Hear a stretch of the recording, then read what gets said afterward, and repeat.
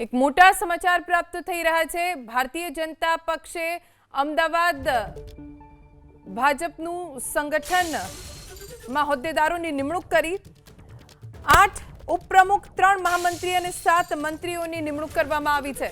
મહામંત્રી તરીકે દર્શક ઠાકરની નિમણૂક કરવામાં આવી છે।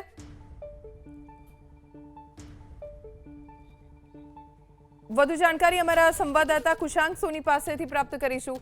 કુશાંક, અમદાવાદ ભાજપ સંગઠનમાં હોદ્દેદારોની નિમણૂક કોની નિમણૂક કયા પદ ઉપર થઈ છે? જો સ્વાયત્ત સંસ્થાઓ માટે આ વર્ષ મહત્વનું છે, કારણ કે સ્થાનિક સ્વરાજની ચૂંટણીઓ આવનાર છે અને તેની પહેલા કર્ણાવતી ભાજપનું જે માળખું છે તે જાહેર કરવામાં આવ્યું છે। પ્રદેશ અધ્યક્ષ જગદીશ વિશ્વકર્મા તરફથી તેને લીલી ઝંડી આપવામાં આવી છે અને મુખ્યત્વે આખી જે કેડર છે તેને બદલવામાં આવી છે, કારણ કે આ જે માળખું તૈયાર કરવામાં આવ્યું છે તેમાં પૂર્વ કોર્પોરેટરો અને વર્તમાન કોર્પોરેટરો છે તેમને સ્થાન આપવામાં આવ્યું છે। સરસપુરના ચાલુ કોર્પોરેટર ભાસ્કર ભટ્ટ, તેની સાથે અસારવાના પૂર્વ કોર્પોરેટર બિપિન પટેલ છે, તેમને ઉપપ્રમુખ તરીકે નિમણૂક કરવામાં આવી છે।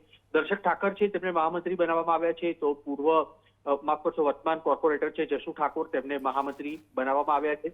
નવા ચહેરા છે તેને સ્થાન આપવામાં આવેલું છે। અત્યાર સુધી કોર્પોરેશનમાં 3 ટર્મથી વધુ ટર્મ સુધી કાઉન્સિલર રહેલા આ તમામ નેતાઓ છે તેમની સંગઠનાત્મક નિમણૂક કરવામાં આવી છે।